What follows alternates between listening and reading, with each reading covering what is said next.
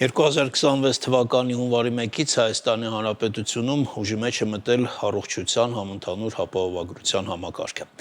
Առաջին փուլով համակարգում ընդգրկված քաղաքացիների թիվը կազմում է մոտ 1.600.000 մարդ, այսինքն Հայաստանի բնակչության կեսից ավելին։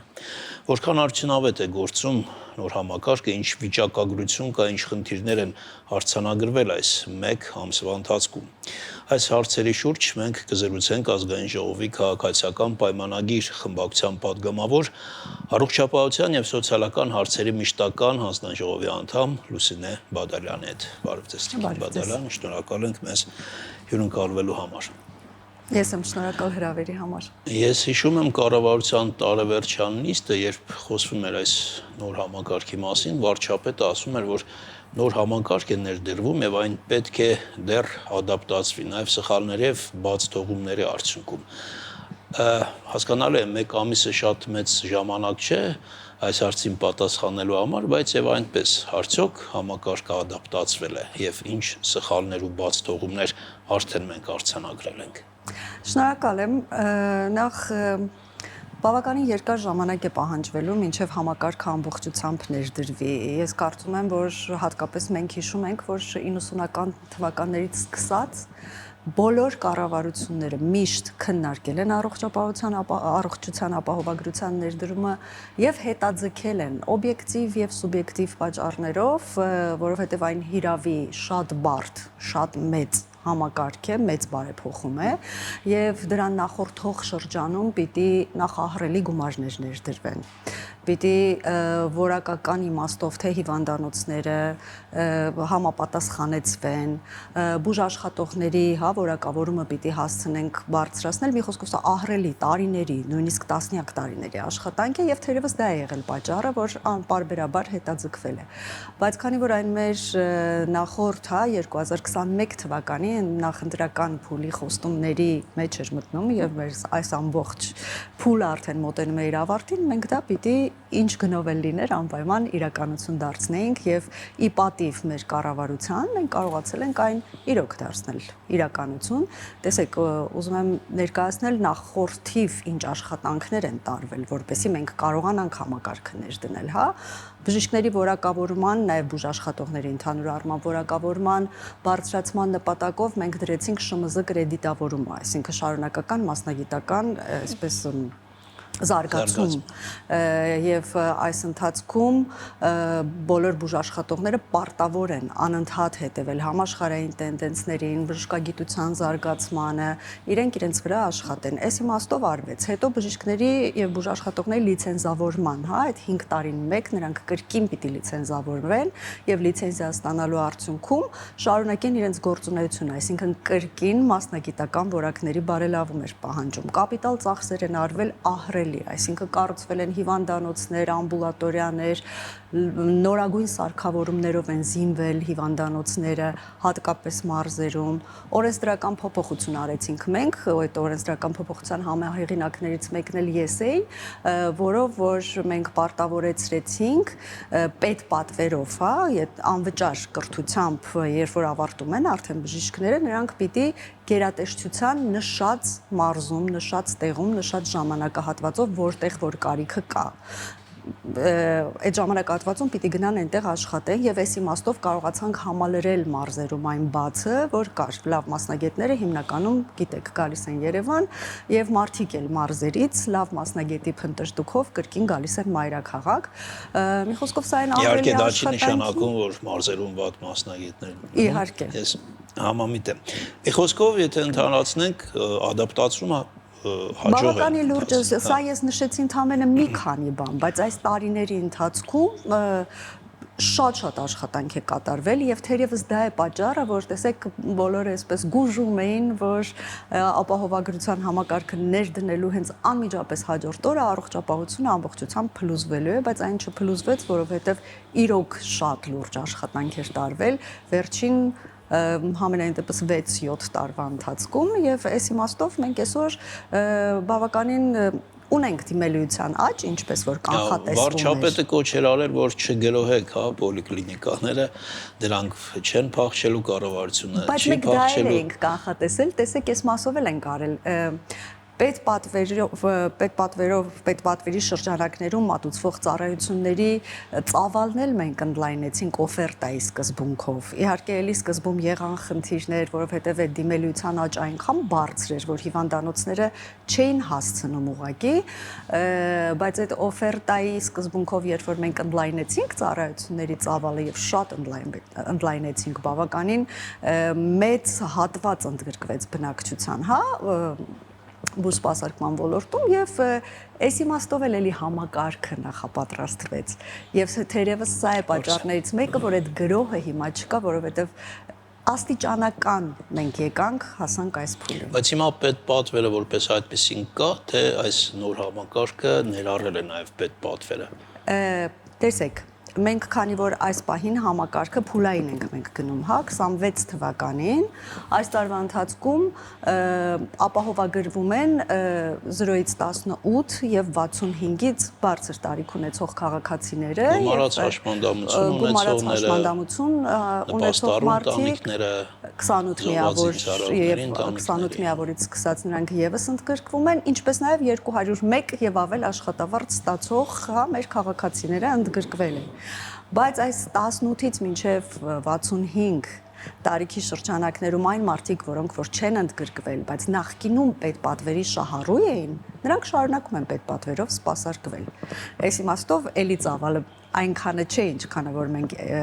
նշում ենք։ Բայց ես կարծում եմ, որ այդ պետպատվերի շահառուները հիմա կան այն մյուս բոլոր կետերում։ Ասենք ովքեր են պետպատվերի շահառուները, հաշմանդամություն ունեցողները, նպաստառու ընտանիքները, չէ, 0-ից 18 տարեկան երեխաները։ Էլի կան որոշակի խմբեր կան, որոնք շարունակելու են սպասարկվել միայն պետպատվերով, օրինակ 63-ից 65 տարիքային խմբում ընկած մարդիկ, որոնք ունեն որոշակի, այսպես, հնարավորություններ պետպատվերով սպասարկվելու, բայց ապահովագրության համակարգ դեռ չեն մտել։ Նրանք եւս շարունակելու են։ Միջելի է 200-ից բարձր աշխատավարձ ստացողների այդ կետը, եթե համեմատենք այն մարդկանց հետ, ովքեր ավելի ցածր աշխատավարձ են ստանում։ Զուտ տրամաբանորեն 200,000-ից ավելի քիչ ստացող մարդը ավելի այսպես սոցիալական խնդիրներ շատ պետք է ունենա, թեկուզ պայմանավորված ավելի ցածր աշխատավարձով եւ գուցե նաեւ բուժման կարիք կամ, չգիտեմ, բժշկական ծառայություններին դիմելիության կարիք, բայց չգիտես ինչու այդ կատեգորիան, այդ մարդկանց այդ խումբը դուրս է մնում այս ծրագրից գոնե այս տարվա ընթացքում։ Կարող են այս ընթացքում նաև որոշ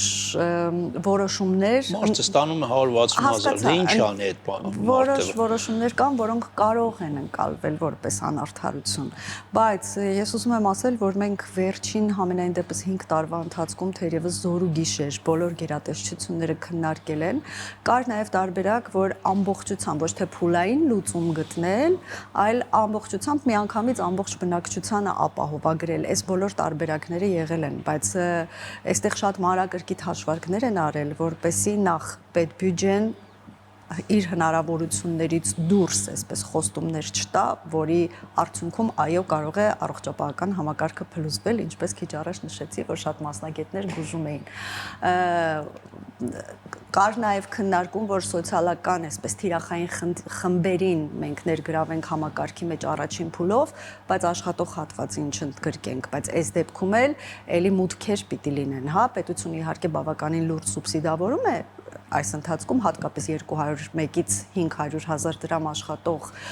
աշխատավարձ ստացող քաղաքացիներին 6,000 դրամի չափով սուբսիդավորում է պետությունը եւ նաեւ զինապահ հիմնադրամին տրվող գումարն է գիտեք կրճատվել եւ դարձել է 1,000 դրամ, այն 4,500-ը եւս գնում է ապահովագրություն, այս իմաստով շատ բան չունեն վճարելու, բայց սա է այն օպտիմալ լուծումը եւ այն հնարավորությունների շրջանակներում, որ մենք այս պահին կարող ենք անել։ Շատ բարձր աշխատավարձ ստացողներ եւս ընդգրկված են այս համակարգում 500,000-ից բարձր, 1 միլիոնից բարձր։ Այո, 500,000-ից ճիշտ չէ լինի նրանց չընդգրկել, դե որովհետեւ մարդիկ գումար ստանում են, իրենք կարողանան իրենց առողջական խնդիրները լուծել։ Պետությունը նույն սուբսիդավորումը չի տալիս 1 միլիոն դրամից ավել աշխատավարձ ստացող քաղաքացիներին ընդհանրապես պետությունը չի սուբսիդավորում եւ զինապահ հիմնադրամին տրվող գումարը չի կրճատվում, բայց հենց նրանց աշխատավարձի վճարվող, հա, այդ մուտքերի հաշվին է, որ նաեւ որ մենք կարողանում ենք ապահովագրել 65+ տարիքի եւ 0-ից 18 տարեկան եւ հաշմանդամության խումբ ունեցող Իսկ մարդիկ կարող են հրաժարվել այդ ապահովագրությունից։ Ոչ, չեն կարող, որովհետեւ համընդհանուր ապահովագրությունը պարտադիր է։ Եթե օգտվում են, ասենք, մասնավոր ինչ-որ ապահովագրությունից, կան չէ այդպիսի։ Միևնույն է, պարտադիր է պետական համընդհանուր ապահովագրությունը եւ նրանք պիտի բազային փաթեթը, որը տրամադրում է պետությունը, վերցնեն, բայց այստեղ իհարկե մասնավոր ապահովագրական ընկերությունները ժամանակն է որպեսի վերակառուցեն իրենց փաթեթները եւ բազային փաթեթը, որը արդեն տրամադրում է պետությունը, դա բավարար չէ բոլոր խնդիրները լուծելու համար։ Այս իմաստով էլ առողջապահության նախարարությունը բավականին ակտիվ բանակցում է մասնավոր ապահովագրական ընկերությունների հետ, որպեսզի կարողանան ճիշտ վերադասավորել իրենց կողմից առաջարկվող ծառայությունների փաթեթը։ Եթե քաղաքացին չի կարող հրաժարվել այդ ապահովագրական համակարգից, այդ դեպքում հրաժարվելու պարագայում ինչ տույժեր, ինչ-որ տուգանքներ է։ Այս փուլում պարզապես ապահովագրական փաթեթն է սառեցվում, մինչ այն պահը, երբ որ քաղաքացին կշարունակի վճարել ապահովագրության համար։ Հիմա տեսեք, մենք ունենք, կարծում եմ, որոշակի վիճակագրություն, թե այս մեկ ամսվա ընթացքում ինչքան քաղաքացիներ տարբեր ուղղություններով օգտվել են այս ապահովագրական, անվանենք փաթեթից։ Այդ մասով ինչ թվեր ունենք, ինչ տվյալներ ունենք։ Բավականին տպավորիչ առողջապահության նախարարության կողմից տրամադրված տեղեկատվությամբ ամսի 29-ի դրությամբ 255,234 ապահովագրական այց է եղել, համընդհանուր ապահովագրության այց, որից այդքան քաղաքացու է վերաբերում այդ թիվը, թե մի քաղաքացի կարող է մի քանի անգամ այցելել եւ այդ թվերը գումարվում են։ Սա համընդհանուր ապահովագրության այց է վերագրված, հետեւաբար կարծում եմ, որ քաղաքացուն է վերաբերվում, մեկ քաղաքացուն, որից ամբուլատոր այցերը կազմել են 231,993, հիվանդանոցային այցերը 20,875, ցերեկային ստացիոնարը 1,390 եւ շտաբ բուժօգնությունը 976 այց։ Այնուամենայնիվ մենք հիշենք նաեւ, որ առաջնային օղակ այցերը վաղուց ամբողջությամբ անվճար են բոլոր քաղաքացիների համար։ Եվ ամեն ինչ սկսվում է հենց առաջնային օղակից, չէ՞, քաղաքացին ենթադրենք այդ խմբերից ինչ-որ մեկի մեջ է օգտվելու այդ ապահովագրությունից եւ սկզբում այցելում է պոլիկլինիկա, ամեն ինչից անտեղյակ, ոչ փաստաթուղթ ունի, այնտեղ կարծում եմ, ինչ-որ քարտեր կան, չէ՞, որ ամբուլատոր ծառայություններում քաղաքացիները ունեն։ Ինչպես է սկսվում քաղաքացու այդ ապահովագրությունից օգտվելը, առաջին քայլը եւ հետո շարունակությունը։ Նայեք, եթե կան շտաբ դեպքեր, օրինակ emergency, մարդը ցավերի մեջ է, շտաբ օգնությունով տանում են միանգամից հիվանդանոց, եթե շտաբ օգնությունը չի գալիս, մարդը այդ ժամանակ միանգամից այցելում է հիվանդանոց, որովհետև դա կարող է լինել կիրակի օրը, մարդը կարող է վիճակի չլինել, պոլիկլինիկա գնալ, դրանք պրոտոկոլներով ամրագրված, դեպքերն են, որ միանգամից լինում է հիվանդանոցային այց եւ այդ դեպքում սպասարկվում է անվճար։ Պլանային այցերի դեպքում նախ թվայնացված է ամեն ինչ, այսինքն առմետ համակարգ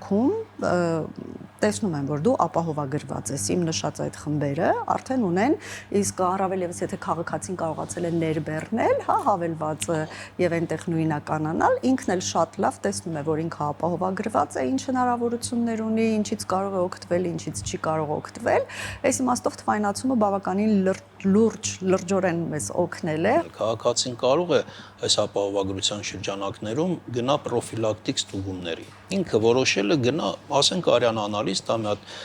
այդ ուզի համակարգով, ստուգում անցնի, որպեսզի հավաստիանա, որ իր այդ ամեն ինչ նորմալ է։ Տեսեք, մեզ համար ամենակարևորը կանխարգելումն է եւ այս առողջության ապահովագրության հիմնական նշանաբանն էլ հենց դա է, որ ավելի լավ է կանխարգելել, քան թե բուժել։ Եվ հետեւաբար մենք ունենք ծրագրեր, գնում եմ ոչ մի գանգատ չունեմ, բայց ուզում եմ մի հատ ստուգում անցնել։ Ունենք պարտադիր սկրինինգային ծրագրեր, պարտադիր եւ 2000, եթե չեմ սխալվում, 28 թե 29 թվականից հետո այդ պարտադիր սկրինինգային ծրագրերին չմասնակցելու դեպքում առողջապահական փաթեթը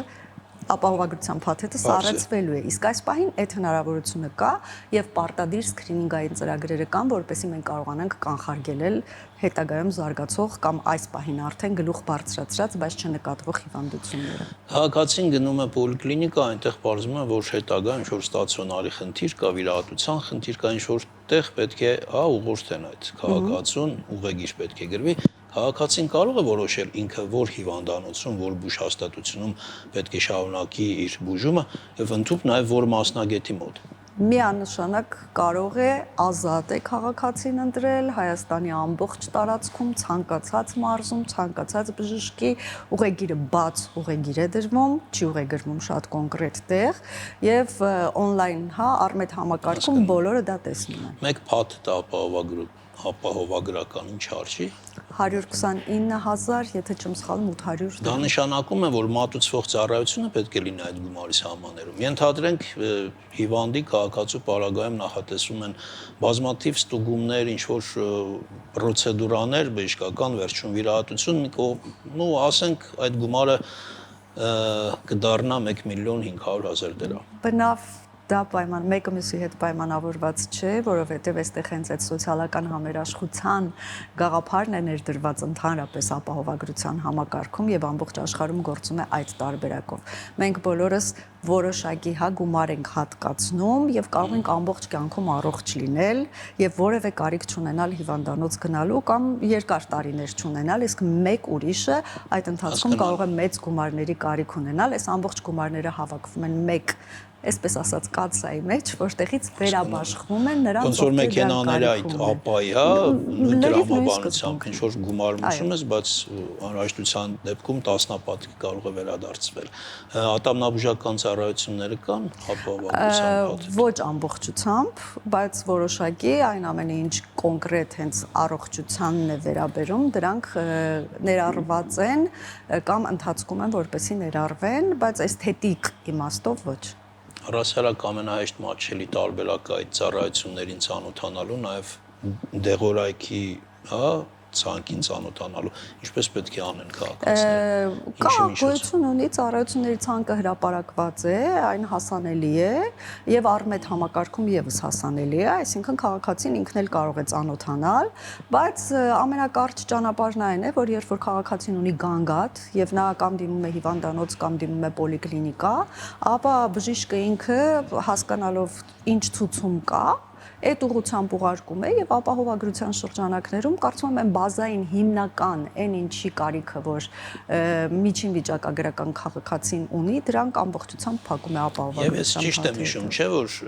այս համակարգը շատ ավելի լայն ծառայություններ, հնարավորություններ է տալիս, քան պետպատվերը։ Այո, նախ ունիֆիկացված է, այսինքն եթե պետպատվերի շահառուներին մատուցվող ծառայությունները շատ տարբեր էին, երրորդ կարգի հաշմանդամին այս ծառայությունն է, երկրորդին այս եւ